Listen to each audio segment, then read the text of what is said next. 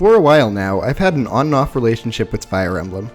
I play a game, get absolutely obsessed with it for a couple months, then forget about it for a while. Recently, I got into another Fire Emblem phase when I picked up Engage. I loved it, and then started getting into Fire Emblem YouTubers. As I watched some videos, one game kept standing out to me, one that supposedly combined its story and gameplay incredibly well, having unique mechanics that sounded super interesting to play around with. Knowing almost nothing about the game in advance, I decided to try it and, on a whim, recorded my experience just in case it was interesting. I was not prepared. Thracia is a chaotic, unpolished, horrifying, glorious masterpiece that I absolutely loved. This is the story of my blind, scuffed, Semi-Ironman run of Fire Emblem Thracia 776. Enjoy. The game has us play Prince Leif, the rightful heir to the throne of Leonster, and the biggest symbol of opposition to the Lopetian Empire in the region. As an infant, he was forced to flee his home and hide from the occupying armies of Thracia and the Empire, saved only by Finn, a powerful and trusted knight who devotes himself to keeping Leif safe. For the past few years, Leif has been living under the protection of Lady Evil, a renowned swordswoman and head of the Fianna Freeblades, a mercenary group that supports the local villages nearby. As the game begins, the Empire finds Prince Leif's whereabouts again, sending a force to seize Fianna. By chance, Leif is out on a mission with the Freeblades at the time, so the soldiers don't find him. To bait Leif to chase after him, the evil Lord Raedric abducts Nana and Marita, two of Leif's best friends who grew up in hiding with him. The only thing I knew about Thracia going into it was its focus on combining storytelling and gameplay. Even in the first cutscene, I noticed some really clever examples of this duality. Before we charge in, Evil lets us know that most Imperial soldiers are conscripted against their will, and that we should capture them to steal their stuff. Evil specifically tells Orson to be careful to not kill enemies, which is a really clever nod to Orson's personal ability that allows him to crit on counterattack. Orson just can't help himself from killing people. It's not his fault he's so strong. Specifically, capturing is a new mechanic in Thracia that allows units to attack at half strength, and if they defeat the enemy unit, can capture said unit instead of killing them. Units can only capture if they have a higher build stat than their opponent, and units can only capture on their turn. The first few chapters are pretty easy and slow-paced, to allow players to get a feel for capturing and experimenting with the game before levels get tough. My team pretty easily clears the village of soldiers and gives chase to Lord Raedric. On the way, we recruit a few more characters, deal with some bandits, and capture a thief. After that, we continue our pursuit to a nearby Empire fort. As we arrive, the Empire is in the midst of a child hunt, which is just as, if not more, blatantly evil than it sounds. The Empire frequently rounds up children, has these children compete against each other in death games, then turns the survivors into extremely powerful dark mages. As a reasonable person with a human conscience, Leif thinks this is wrong, asking Evil to storm the fort and free the imprisoned children. Evil agrees, and my army makes pretty quick work of the guards outside the gate. Since there's seemingly nothing incentivizing me to hurry, I wait for a few turns outside the castle, organizing my inventory and visiting houses while I prepare to move in. Then, out of nowhere, the enemy starts moving. Bandits start spawning on the western side of the map, while an enemy mage opens up a chest inside the castle, picking up a meteor tome. Terrified that this mage is going to open both chests then escape the level, I start moving in immediately, defending the village while simultaneously storming the castle. Thankfully, the bandits are pretty weak, so all I really need to worry about is the meteor spamming mage. I send in Evil to capture him, which works, but only after he's used up all 5 of his meteors. I'm a little concerned because to capture the mage, I had to position Evil right next to the boss of the level. He launches an attack, only to get one shot by Evil's flamesword.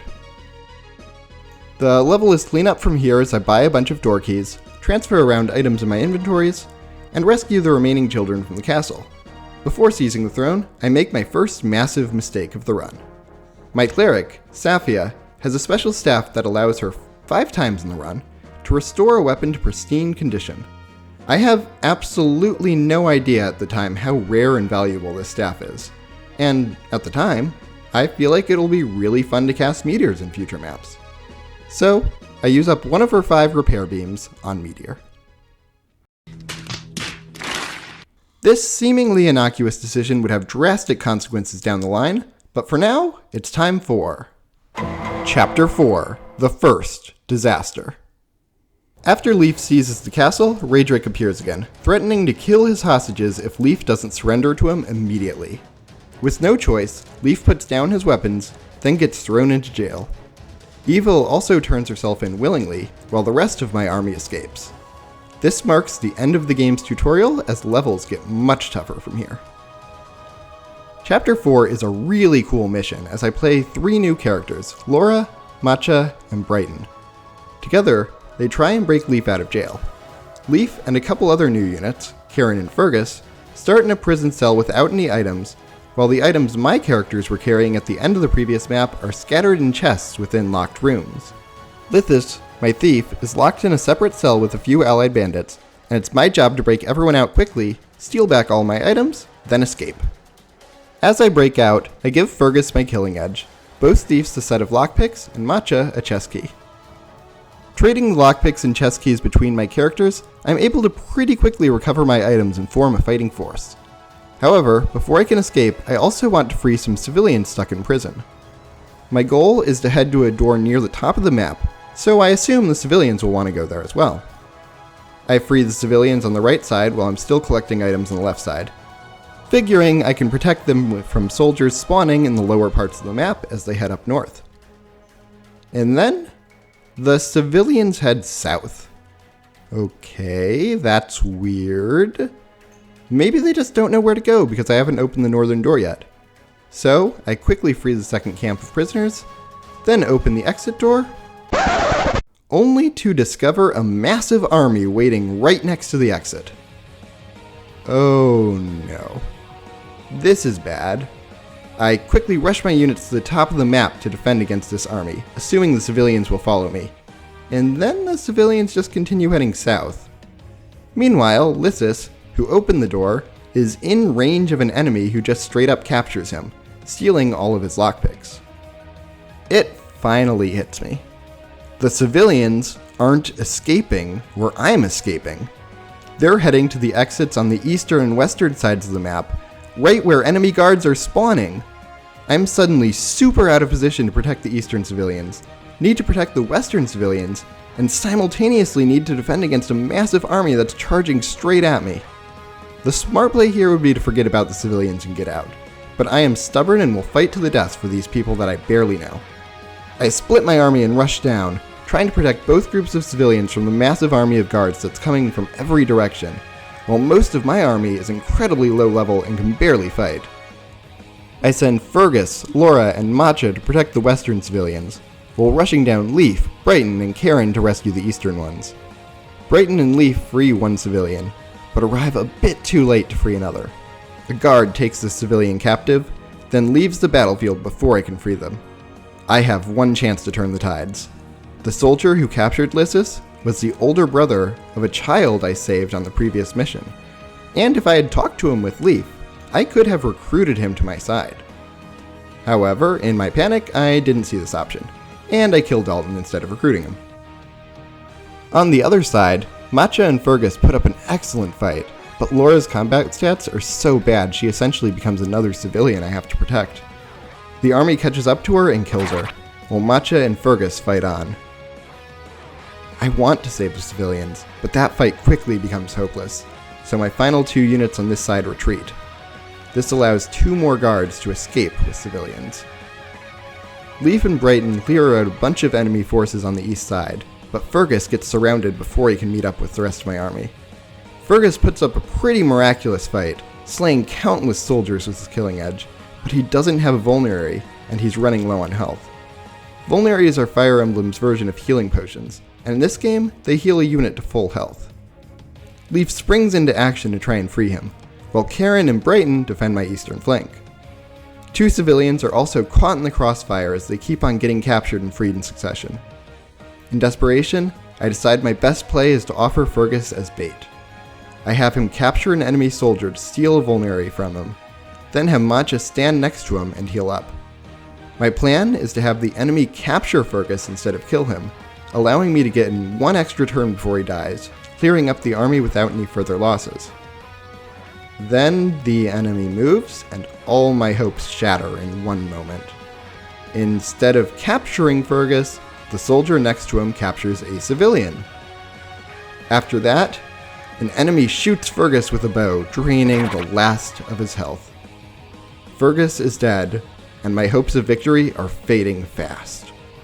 Matcha tries her best to save one of the remaining 2 civilians on the map, but can't get there in time, losing the enemy soldier in a twisting maze of the prison. The remaining guards then gang up on Lithus and nearly kill him, but my thief barely gets away. Since so many guards have either died or escaped by this point, the rest of them are actually pretty easy to mop up, and Karen leads the final civilian to safety. Before I escape the prison, I start farming guards for vulneraries and experience, figuring I'm going to need them in the next level with my limited roster. I'm in a genuinely awful position at this point, and I have no idea how bad my position actually is. Not only is my strongest fighter and one of my 2 thieves dead, I've also lost all of my lockpicks, and I didn't save every civilian. That means I never went to level 4x, which means I never encountered Absol this entire playthrough, only learning this powerful magic user even existed much later. One of my friends, who knew this game and did recognize how awful a position I was in, recommended I restart the chapter, or even the entire run. While I considered this, a thought nagged at me. If I do succeed from here, it's going to be an incredible story. So, I continue on, knowing I must face whatever horrors lie ahead. Chapter 5: The Botched Rescue. As my fledgling team escapes the main prison, they find themselves in a big hallway next to a fighting pit, where Nana and Evil are fighting a hopeless battle for Lord Raedric's entertainment. These 2 are fighting against Raedric's pit fighters, so Leaf moves quickly to try and save them before they're overwhelmed.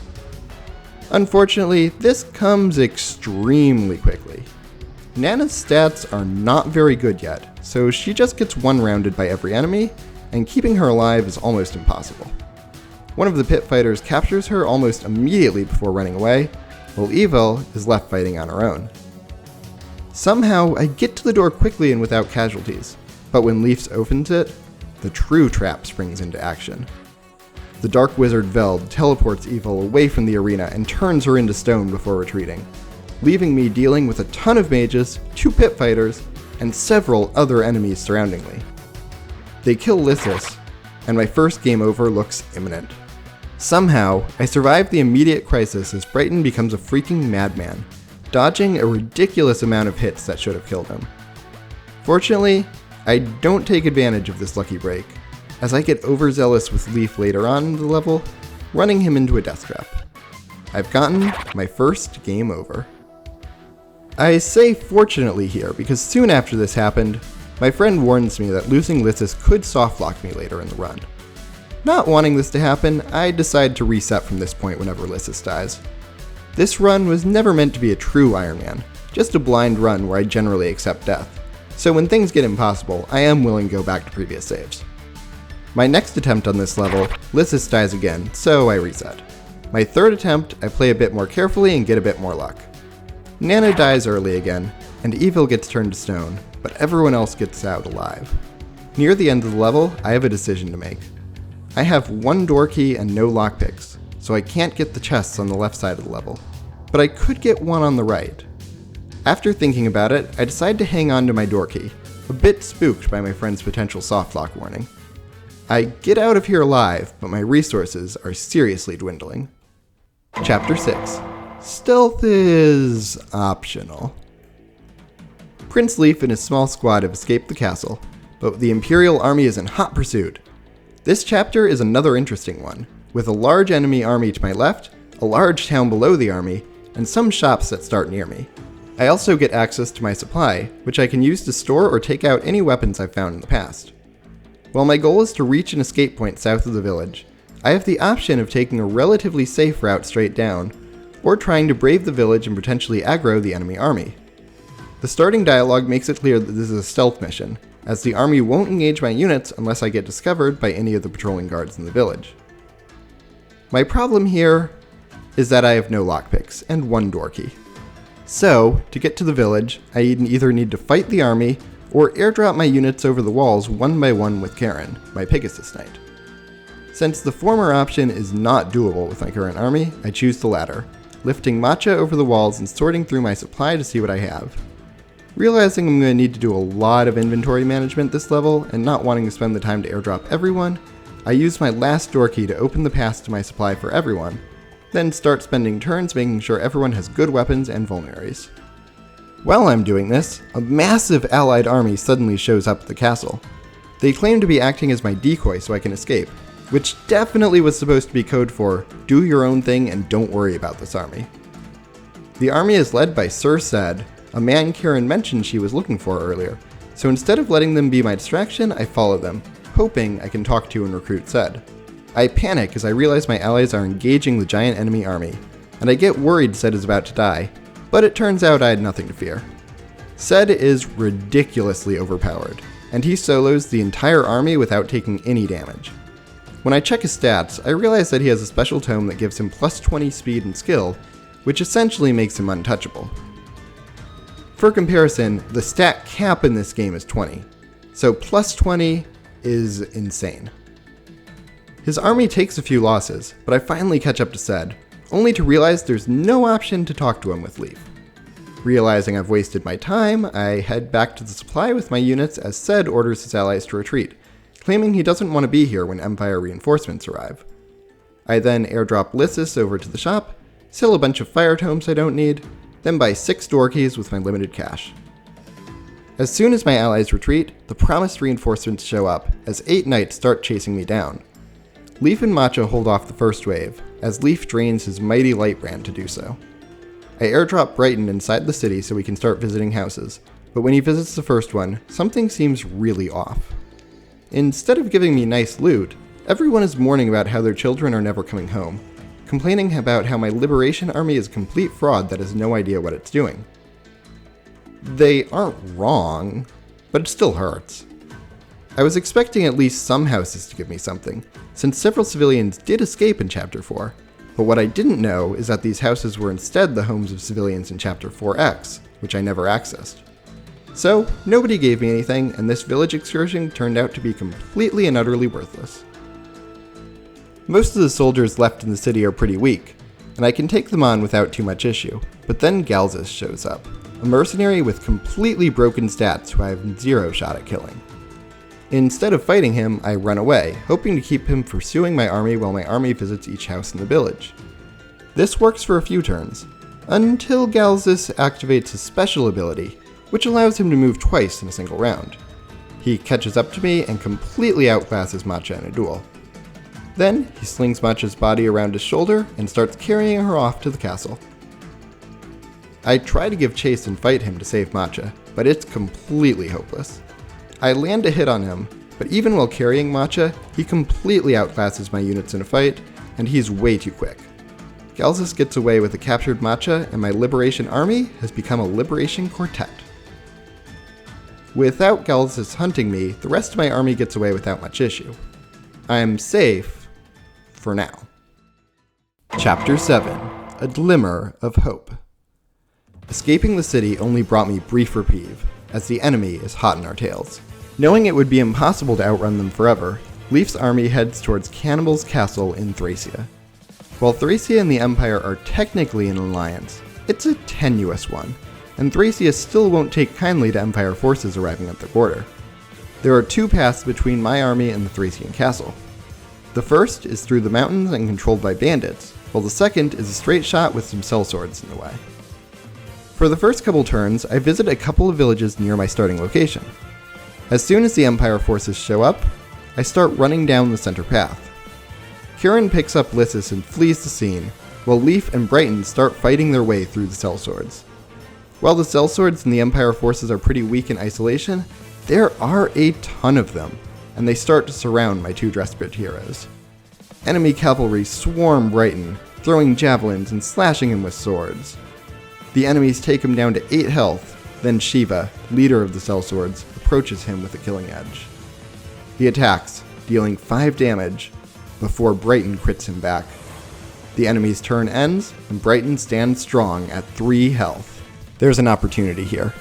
Leaf kills another sellsword, giving Brighton a chance to heal up while continuing to move forward. The enemy cavalry continue to rush in, but they can't take down Leaf. Just as Leaf can't run anymore, help arrives as Karen swoops back in and picks him up, while Brighton gets back on his horse to outrun the enemy cavalry. Brighton rides away as far as he can, and just as his mount grows exhausted, an alarm rings out in the distance. My reinforcements have arrived. While Brighton and Leif were fighting the Empire, Lysis had made his way to the Thracian castle, warning General Hannibal of the army right outside his doorstep. Hannibal and his armor knights entered the field, forcing the Empire to give up on their attack. At the front of the army was none other than Sir Finn, the brave knight who's protected Leif so many times in the past. Finn rushes into battle to carry Brighton to safety. Accompanying him is Sarah, an incredible cleric who can heal my forces and repair my items. With the Empire retreating, the level suddenly gets a lot less stressful. I could flee now, but I want to attack the bandits in the mountains first, since I'm running extremely low on good items. The bandits also have a thief carrying a lockpick, which I desperately need to capture. See, in this game, the only way to get through some doors are with either door keys or lockpicks. Lockpicks exist in sets of 30, which means each set of lockpicks can open 30 doors, chests, or bridges, essentially giving me unlimited access to anywhere I want to go, at the cost of only being able to be used by a thief. While door keys can be used by anyone, they can also open exactly one door each. Since I've lost both sets of lockpicks I've gotten so far, I've been relying on door keys to open doors, and that is not a sustainable strategy in this game. So it's time to hunt some bandits. I send Brighton below with Sarah, while I send the rest of my army above the bandit camp. Brighton runs into the bandit boss, who is much tougher than I expected him to be, and he's forced to retreat. Up north though, my group makes good progress, slowly downing the bandits. After Leif and Finn clear out most of the bandits, Kieran captures the bandit thief, stealing his lockpicks. Only 2 more bandits remain on the map, and it should be simple to clean up from here, but things don't exactly go to plan. Because cavalry can't traverse mountains, Kieran rescues Finn before dropping him right next to the bandits, without a sword. While Finn has several lances, he can only use these lances when he's mounted, so the game treats him as an unequipped unit. One of the remaining bandits sees this and captures Finn with no resistance. I then panic, and without thinking, immediately kill the bandit who captured Finn. Finn survived, but because I killed this bandit instead of capturing him, all of Finn's stuff except for his brave lance was gone. A short lance, a javelin, 2 vulneraries, a door key, 18 chest keys, and a master seal. All gone because I'm an idiot. You know, I think those hecklers in the village might have had a point. I am really bad at this liberation army thing. After that, I pretty easily deal with the bandit boss before going shopping and stopping by the arena. The arena is an area that can give a ton of experience when used properly, but my units can also die in there if I'm not careful. I send Finn in to try it, he starts to fight a mage who looks like he might kill Finn, and I quickly surrender before things get worse. Yeah, that is too risky. I'm not going to use the arena anymore. With that, I use my second repair beam on Leif's Lightbrand. Everyone enters the castle, and we move on. While I did lose some items, I finally beat another level with no deaths, and things are suddenly looking a lot more hopeful. Chapter 8. A short reprieve. Right? After several really stressful chapters, it's finally time for something a little less intense. Inside the Thracia castle, Leif meets up with Orson, Helvin, and Ronan, 3 of the original Freeblades. Of these, Orson is the best one. He might only be level 6, but he always crits on counterattack while having a 60 durability special axe that has incredible stats and 1-2 range. Helvin also has a brave axe equipped, which means I suddenly have a real fighting force again. I also, for the first time this run, get access to the menu screen in between battles, which lets me access my supply, buy a few basic weapons, and redistribute my inventory before the next battle begins. This map also introduces the fatigue system, which took me a while to learn. In this game, whenever a unit performs an action, they increase their fatigue meter, and whenever the unit's fatigue meter grows higher than their HP stat, the unit has to sit out a map. Lysis and Brighton have to sit this mission out, which would have been pretty devastating just a level ago, but with Finn, Orson, and Helvin at my side, I still feel pretty confident. As the map begins, I also gain Callian, one of General Hannibal's knights who was born a knight of House Leonster. He wants to fight for me to reclaim his homeland, and he's better than nothing, I guess? Dagdar's bandits, who normally protect the nearby villages, are out raiding, so Leif spends some time trying to stop them. This level is a pretty easy one, so it's a good place to capture bandits and steal some weapons that my army desperately needs. I accidentally kill my old friend Marty when he tries to attack Orson and gets one-rounded before I even realize he exists. But, you know, that happens. War is confusing sometimes. I'm sure Orson feels really bad about it. As long as I don't do anything else really dumb, like park Karen in the range of an enemy archer. Oh my god, I just parked Karen in the range of an enemy archer. I can't do anything, but hope she dodges. Please live. Please live. Karen lived a hero. She helped break Leif out of prison, holding her own and risking her life so many times to help us get out. With her Pegasus, she carried us over the walls of the village, helping us escape Galzus and the Empire soldiers. She was the only reason Lysis survived the trek through the mountains to Hannibal's castle, making sure that he warned the general about the oncoming Empire army. She captured us lockpicks and was our only flyer. And now, she's dead because I made a mistake I can't take back. I'm sorry, Karen. You deserve better. The rest of the level passes by uneventfully, and Finn one-rounds the final boss of the level. I'm alive, but this one hurts. Chapter 9, A Costly Miscommunication. While Leif is heading to a northern enclave of Leonster fighters being protected by General Hannibal, he encounters the Thracian army. This army was called in to deal with bandits roaming around, but the general orchestrating these events had a much more sinister goal: to secretly take out this enclave under the guise of fighting bandits. The general commanding the army identifies us as bandits to the army, so instead of finding refuge at this place, Leif needs to save it from being destroyed. The villa in question starts with a few underwhelming guards, but they won't be able to hold out for long without Leif's army. Sarah is exhausted from spamming her heal staff, but everyone else is ready to go and on the move. Leif sends his army through the mountains to try and join up with the besieged defenders, but gets ambushed by Draco Knights on his way there. Murloc, the leader of the Draco Knights, is a pretty scary foe, but he makes the mistake of challenging Orson. He deals a bit of damage before Orson crits him with a counterattack. Then, on my turn, Orson attacks him again, getting another crit, killing our strongest enemy before he can do much of anything. The first major threat cleared, my army continues to move forward, gaining Fiedra's scroll in the process. For all the ways this game works against you, scrolls are one of the biggest advantages it gives you, because holding these items makes a character grow their stats more quickly, while also making them immune to critical hits. In a game with permadeath, not needing to worry about critical hits for your most valuable units is insanely valuable. Just imagine that item in a Nuzlocke. It's probably even more valuable here. While I've killed the boss Draco Knight, 3 more buzz around my cavalry defending the villa, being extremely annoying and dodging multiple arrows. Unfortunately, to get Finn to the villa, he needs to cross some mountains. To do that, he needs to dismount, and when he dismounts, well, he needs a sword to fight. I realize this time that he doesn't have a sword, and I swear I'm not going to make the same mistake as last time. So, I make a worse one instead. To prevent Finn from getting captured, I ask Lysis to trade Finn his sword.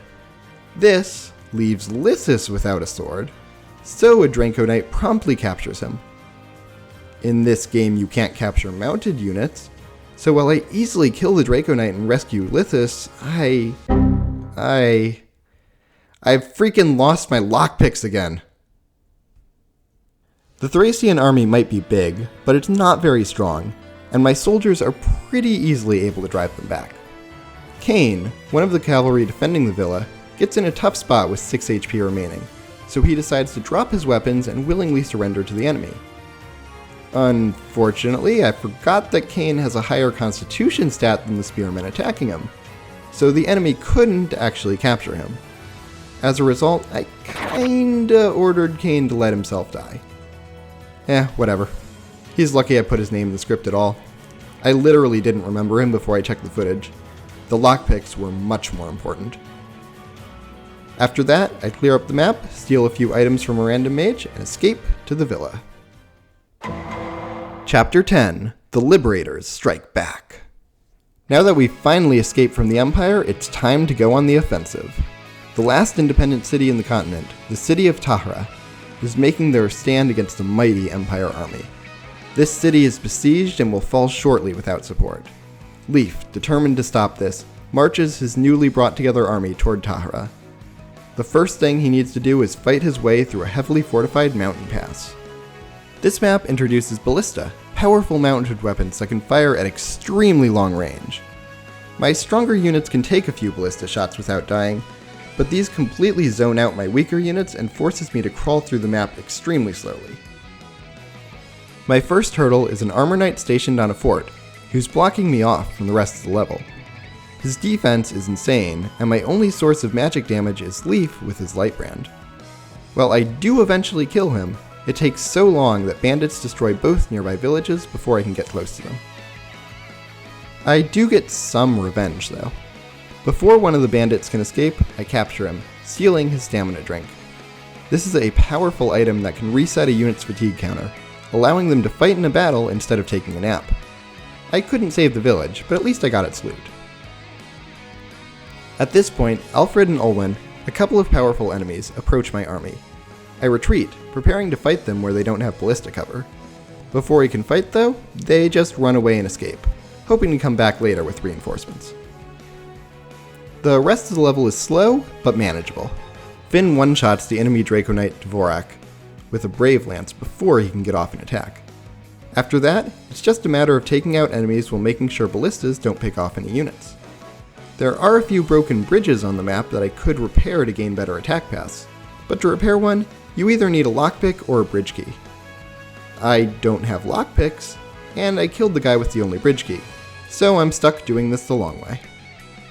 I mess up midway and sacrifice Robert to save Halvin, but this is the first time I'm mentioning Robert for a reason. I came very close to losing Brighton, but Brighton is the best, so he survives. The final boss is also really annoying since he has a million defense, and once again, my only magic damage is Leif's Lightbrand. However, by using rescue drop strategies, he can't actually attack me. As long as I don't do anything dumb like accidentally end Sylphina's turn exactly 2 range away from him. Oh my god, I did it again. Rip Sylphina. Of all the useless calves this game has given me, you were the least useless. Orson eventually kills the boss with a crit, and I beat the level. All in all, not too bad. No important losses. Chapter 11. What? So, when I take a look at the next map in the map preview, I am horrified. This map has 9 doors. 7 of them are between my starting location and the throne. I have, let's see, add these together, carry the 1, 4 door keys. That is not enough door keys. Am I soft locked? I was warned this could happen. Wait, no. I also have a warp staff, and I've been using Safia a lot, so she has A rank staves. Just out of curiosity, I do a quick attempt at this level where I warp Orson to the boss and have him attack the boss, then see what happens. Surprisingly, the boss teleports out of the map as soon as I damage him, then Orson easily mops up the rest of the throne room. Knowing I'm not soft-locked and that there is a way forward, I reset, then play the level for real. Playing this level, I notice a few things. First of all, the reinforcements Olwen attempted to gather last level never arrive because this castle's general is a self-serving jerk who imprisons Olwen the moment she tries to recommend she do anything. Then, he threatens to have her executed if Alfred tries to retreat from this battle for any reason. Yeah, Alfred and Olwen are definitely going to join me if I can play this right. The second thing I notice is that the doors I saw in the preview no longer exist. Alfred is in a conspicuously placed room that screams, "This is a trap," and the enemy general soon confirms my suspicions, calling his plan Operation Portcullis. Still, I have no idea what exactly will happen when I barge in. I try to play cautiously, capturing as many of the guards as I can to steal as many door keys as I can from them. Then I lure out all of the middle room guards before entering the center area. I have no idea how to recruit Alfred, and I'm afraid he's going to be part of this trap, so I decide I need to attack first. Once everyone is in position, Leaf charges in and attacks him. Leaf hits, deals a bit of damage, and dodges a counterattack. Then, the trap activates. Immediately, 2 ballistas spawn near the stairs above the center room, and the doors from this map preview spawn in. Alfred is caught off guard by these tactics and doesn't approve of this type of trap, so he immediately turns into an allied unit and plans to retreat.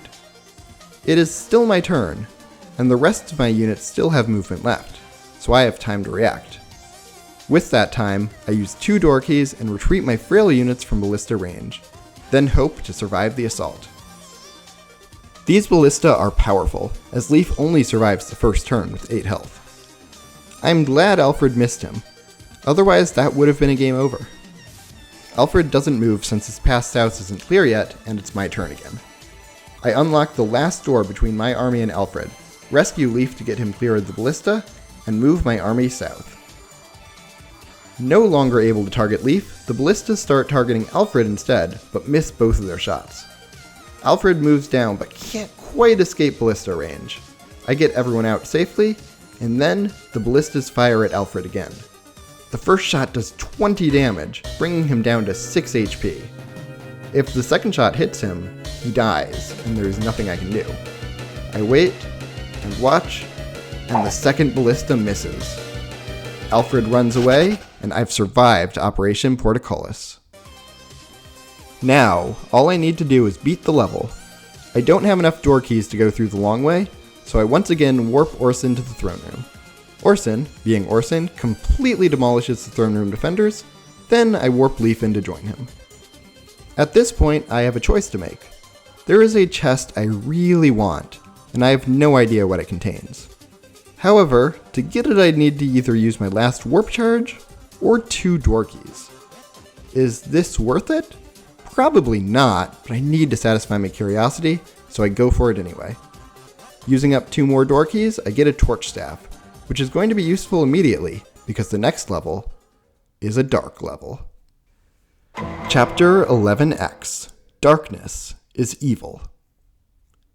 After capturing the castle, Leaf's team starts to sweep the interior, looking to free captured prisoners and rooting out the remaining Empire soldiers. I have 1 door key left, and Orson is feeling tired from carrying this team on his back, so he needs to sit this mission out. My army starts in the south, cut off from the majority of the map, and my only way to advance is through narrow choke points surrounded by walls, guarded by archers and mages. This is unfortunate for me. I'm inside, so Finn and Brighton are stuck with 1 ranged swords, and Helvin's hand axe only has 1 use remaining. I don't have Orson, Leaf's Lightbrand only has 9 charges left, and I really don't want to repair it again. And Ronan is Ronan. He's not that good. My 1-2 damage is severely lacking, so I'm forced to crawl through this section at a glacial pace. My first time through, I make some decent progress, until I move Lysis a few tiles to the right. A mage in the Fog of War then decides to cast Bolting on him, and Lysis dies. Based on my friend's warnings, I decide to reset here. Not only was that complete BS, I also really don't want to get softlocked later on. My next attempt, I'm pretty cautious with my starting army, instead controlling my newest recruit, Alfred. In prison, Olwen is learning that the Empire is, in fact, evil, and starts to have a change of heart, while Alfred comes back and tries to rescue her. Alfred spawns in near the top of the map, with a clear line of sight to Olwen's prison. A few spearmen try to stop him, but he easily overwhelms them, reaching Olwen. I don't free Olwen immediately, since the prison cell protects her and the civilians from soldiers, and I don't know if I could protect everyone without my main army. Right after I reach her cell, a ton of prisoners spawn around Alfred. He takes care of them, but takes a lot of damage, and I'm a little worried he's not going to be able to take on the rest of the reinforcements by himself. So I open the door to Olwen's cell, prompting the civilians to immediately throw themselves into danger. I do at least get Olwen now, who who has Dire Thunder, a magic spell that hits twice. She's frail but extremely powerful, so she quickly starts to cut down soldiers around her. The civilians are not quite as lucky as one of them gets crushed by a meteor. By this point, I've gotten my stronger units through the choke point, so I use my last door key to have them meet up with Alfred and Olwen, attempting to protect the final 2 civilians. Unfortunately, a second civilian gets killed by a stray javelin, but the final one survives and makes it out alive. The enemy mage has exhausted all of his spells now, so it should be easy to clean up from here. There's only one issue. There's a door in between Leaf and the throne, and I'm out of door keys. As far as I'm aware, I only have one way to beat the level now, so I use my last warp charge to teleport Leaf into the throne room. Right after I do it, I realize I have another problem. Leaf can kill the throne room guards pretty quickly, but he can't really hurt the mage sitting on the throne. The mage has no weapons and can't really do anything to Leaf either, but Leaf's constitution is too low, and he can't capture this mage. In desperation, Ronan shoots the mage for 1 damage, and then the mage says screw this, opens the door on his own, and starts fleeing the castle. Yep, that's right. I used my last warp charge for absolutely nothing. At least now I can capture the mage, steal his door key, and beat the level. Chapter 12. Staffs are ridiculous. Having taken over an enemy fort, Leaf travels into a dark forest infested by bandits. There are a ton of bandits, but most of them aren't that scary, until Salem, a guard on the other side of the map, casts Sleep on Orson. The game did warn me about this, but in most Fire Emblem games, Sleep has a maximum range of about 10. Well, that's not a big deal. The bandits still aren't too scary, so I'll just protect Orson until he wakes up. In the meantime, Marita somehow escaped from the castle and looks to join up with Leaf's army on the other side of the map. She's very fast and comes with an insanely powerful personal sword that can strike 4 times in a turn. Using this, she starts making quick work of bandits on her end, using up a ton of her sword's durability in the process. After a while, Salem strikes again, this time putting Halvin to sleep. Wait, is Orson ever going to wake up? He's not going to wake up, is he? Oh my god, sleep is permanent in this game, and I don't have a restore staff. Well, still, most of the bandits fall relatively easily, until Finn finds the boss bandit, Kolho. This man hits hard, has a decent crit rate, and has a lot of HP, so he's a bit scary to deal with. Finn has a chance to kill him, but I really want to try and capture him instead because he's carrying a vantage scroll I really want to steal. Unfortunately, not taking the opportunity to kill him lets him vulnerate up, right before Stralem strikes a 3rd time, putting Finn to sleep. Well, this is kinda bad. At least that was Salem's last sleep, but he's taken out 3 of my heaviest hitters, and my remaining units can't deal much damage to Kolho. Thankfully, I trap Kolho between Brighton and Leaf while dealing damage to him with Olwen, then try to capture him with Brighton's Brave Axe. This fails horribly, as the forest makes my weapons incredibly inaccurate, and Kolho heals up for the 2nd time. Eventually, I get the bright idea to steal the Vantage Scroll from him with Lysis, but he can only steal if his speed stat is higher than the enemy's, and in this case, Lysis is too slow. After a very long battle, I finally get Kolho down to 3 HP with no vulneraries, so I finally order Brighton to capture him for good, and he misses both swings. Then, Leaf crits him on a counterattack, wasting all of my efforts to end up killing him anyway. At least killing him gets rid of the darkness, though at this point, there's only one enemy left so it doesn't matter much. A previous cutscene has mentioned Safia's younger sister is inside this house, so I guess that maybe talking to Salem with Safia could recruit him, but it doesn't work. I am thankfully able to avoid a softlock by having the foresight to steal a bridge key from a barbarian earlier, and thus, I just need to defeat Salem. I really want to capture Salem in hopes of recruiting him, but he has pretty high stats and my best units are sleeping on the job. Still, Brighton eventually manages to force him into surrendering, and I'm ready to beat the level. Before I win, I level Safia up to level 20, then use my first Master Seal on her. Light envelops her body as she becomes a High Priestess with 20 magic, 17 skill, 13 speed, 10 luck, 1 defense, and an E rank in Light Tomes.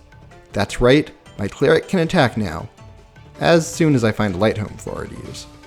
I'm sure I'll find one soon. Unfortunately, even though I did capture Salem, daybreak is coming and I took way too long to access the next optional chapter. So, we move on to Chapter 13, The Walled City. The Empire has finally made its move to start conquering Thracia, and Leif needs to scramble everyone to the city to protect it before it falls. Glade and a small legion of terribly statted knights are there to defend Thracia until we get there, but they won't last long. Ballistas stop my weak units from advancing forward, but my strongest units are able to fight their way through. Alfred and Brighton take out the first enemy ballista, but the second one is stuck on a mountain I can't reach. While most of my units can run through, Lysis is a bit too weak to do so Orthin is stuck defending him from bow knight reinforcements while the rest of my units run towards Thracia. My legion of nameless knights die, but Glade holds the city pretty well until the enemy boss starts to move. By this point though, most of my units have fought their way through and start helping. I clear out the majority of the enemy army, then the enemy general kills Leif point blank out of nowhere. I have my second game over the run. I legitimately forgot this happened until I looked at the recording.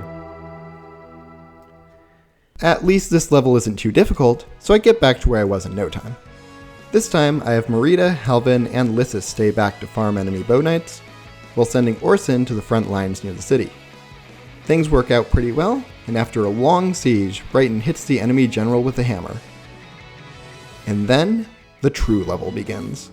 The enemy reinforcements, which had been formerly one bow knight a turn on the edge of the map, become 4 powerful enemies every turn near Thracia itself. Realizing my predicament, I scramble my fighters towards the city, pausing only to capture a couple of exposed priests and trash a couple of ballistas. I am completely unprepared for these reinforcements, and Leif dies a second time to an enemy lance crit. I am really frustrated at this point. This level doesn't feel particularly hard, but it is long, and each attempt is taking an hour. The smart thing to do here is take a break before trying again. But nobody ever accused me of playing these games in a smart way, so I just make a few adjustments and go again.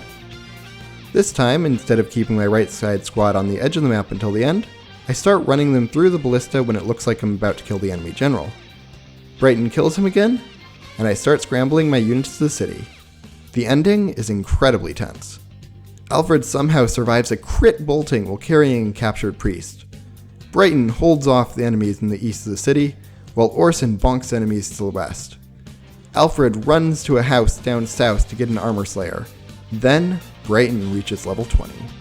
To commemorate this occasion, Brighton uses my second Master Seal, evolving into a Great Knight. He gains 2 strengths, his first magic, 3 skill, 2 speed, 2 defense, and a constitution. Brighton has done so much for me this run, and he has truly earned this honor. With that, it's time to initiate a full retreat into the city. Lysis and Marita are the first to escape. A couple turns later, it's everyone else's turn. Somehow, no named characters died on this map, but we've barely accomplished much in the way of safety.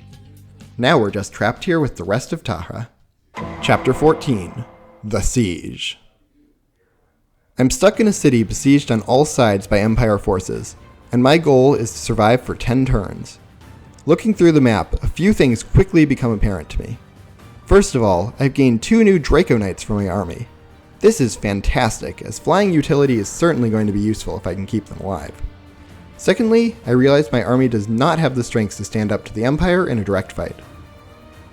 Instead of moving aggressively, I keep my units locked in the city square, only daring to visit a few houses early on. Staying out of ballista range, I find 3 narrow choke points to hold, then hide the rest of my army in the center of the city. This works pretty well, and eventually a Thracian Draco Knight army shows up as Empire reinforcements. While this army is nominally allied with the Empire, their plan is actually to seize the city of Thracia once the Empire has exhausted all of their soldiers. Being able to bypass my choke points, it's pretty clear my army stands no chance against these reinforcements, and things are looking pretty bleak. Before my army gets slaughtered, the timer runs out, and Lady Linnuin agrees to surrender Thracia to the Thracian army. This deal is good news for the city of Thracia, as it gives them protection against the Empire child hunts and saves them from being slaughtered by the Empire's Welkenrosen.